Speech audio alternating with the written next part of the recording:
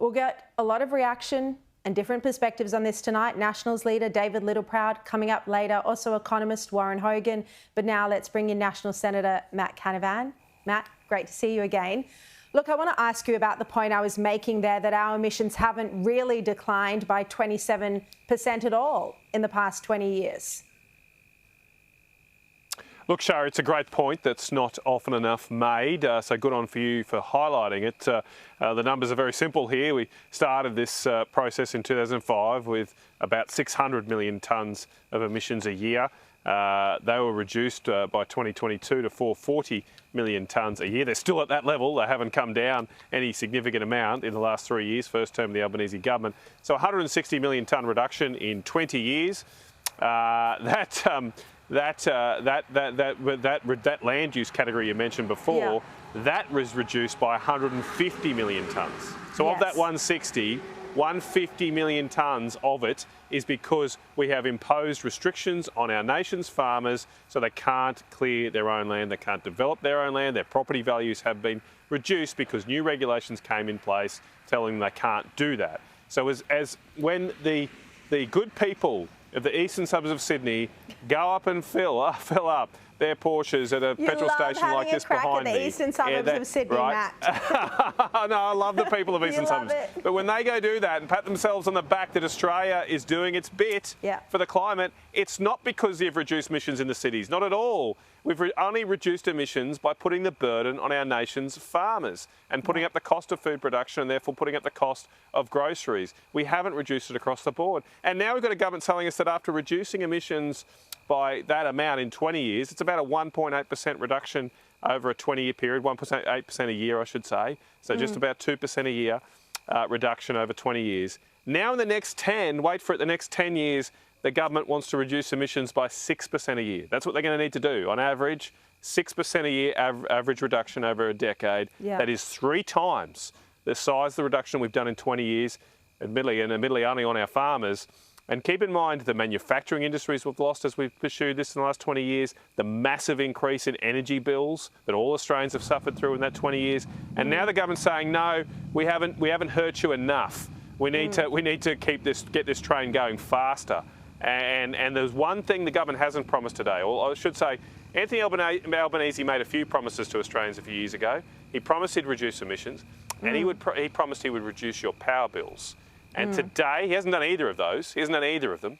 And then today, he's prioritised lower emissions and said, stuff you to the Australian families who are suffering under his broken promise to cut power bills. He is prioritising. Anthony Albanese is clearly saying he cares more about getting applause at the United Nations next week than helping relieve the stress around the kitchen tables of households in this country with families who can't afford to pay their bills. Look, Albanese today in his press conference had a crack at those who bring up China's high emissions. Have a look at what he had to say. I make this point about international comparisons as well, because we'll hear from the coalition, often the sceptics will say, oh, well, the rest of the world isn't acting, therefore Australia shouldn't do anything. Just one fun fact from the Global Energy Monitor. The amount of wind and solar power under construction in China is now nearly twice as much as the rest of the world combined. Just a fun fact there. We are part of what is a global transformation that is occurring. We need to do our part, but of course we know that the world has to act as well. So, Matt, you heard that there. What's your response to this? I got a fun fact too. China's building 275 gigawatts of coal right now. 275 gigawatts of coal. Now, keep that. So, what does that mean? A typical coal-fired power station is about a gigawatt. So, they're building roughly 275 coal-fired power stations right now. It's a 10-year high for China in terms of coal-fired power constructions. Australia's coal-fired power fleet is 22 gigawatts, so they're building 10 times the amount of coal we have here in Australia.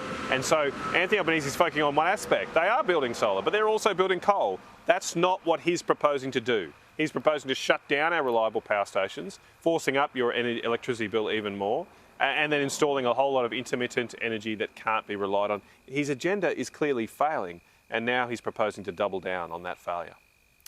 The business community in Australia either seem to be welcoming this new target, or if they're not welcoming it, they're not coming out against it. Now, Judith Sloan wrote a great piece in The Australian today. She said, it's important to correctly interpret the response of business to this announcement. Many CEOs will be seeking special deals and government funding. Best not to upset those in charge here as we head further down the path of crony capitalism. Matt, do you agree with Judith that the business community is not showing leadership out of self-interest? Look, I think it's a range of things, and I suppose, yes, but it depends what that self-interest is. There are some big businesses that are making a lot of money out of this. They're making a lot of money out of energy prices being higher for you. I mean, when you're paying your power bill, that's going to somebody. That money is going to lots of big businesses who are making bank on the back of the higher energy prices. So, of course, they're applauding that. There are other businesses that are applauding the need to buy a whole lot of new carbon offsets. A new carbon tax is being introduced with this policy today, a massive new carbon tax that you've outlined, massive carbon prices, and a whole lot of banks are going to make a lot of money selling pieces of paper, selling carbon credits. And that cost will be imposed on you, but the banks will make more profits. And then, of course, there are those other businesses that, as you say, are just gun shy. They know that if they speak up, they'll be punished, they'll be hit, and so they don't. And look, I've had enough of listening to big business, because big business is what has got us into this mess. They promised this stuff. They said, like Anthony Albanese, that net zero would lower power bills.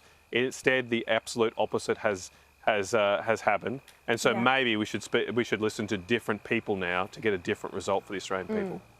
Matt Canavan, appreciate that. Before you go, though, I do want to ask you about another topic. Late night talk host in America, Jimmy Kimmel, has been sensationally suspended indefinitely after he mocked the death of Charlie Kirk. Have a look. We hit some new lows over the weekend with the MAGA gang desperately trying to characterize this kid who murdered Charlie Kirk as anything other than one of them, and doing everything they can to score political points from it. Now, that bit wasn't funny, but I watched as much of it as I could online, and although I didn't agree with it, I think Charlie Kirk was incredible. I've been discussing all week this moral confusion on the left. I found myself laughing because it was a funny segment when he got into the Trump part in the ballroom. I mean, surely it's going too far to cancel someone for comedy. For comedy, that's not the sort of censorious world we want to live in, is it? Well, look, I don't know why Disney has cancelled him. The clip you've just played, though, is a flat-out lie.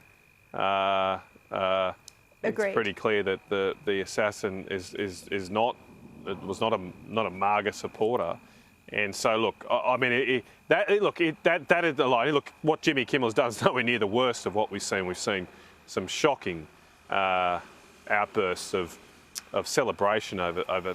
It's hard to even know that people are doing this, but they're celebrating otherwise respectable people, teachers, doctors, celebrating someone's death. It's assassination. It is absolutely beyond the pale.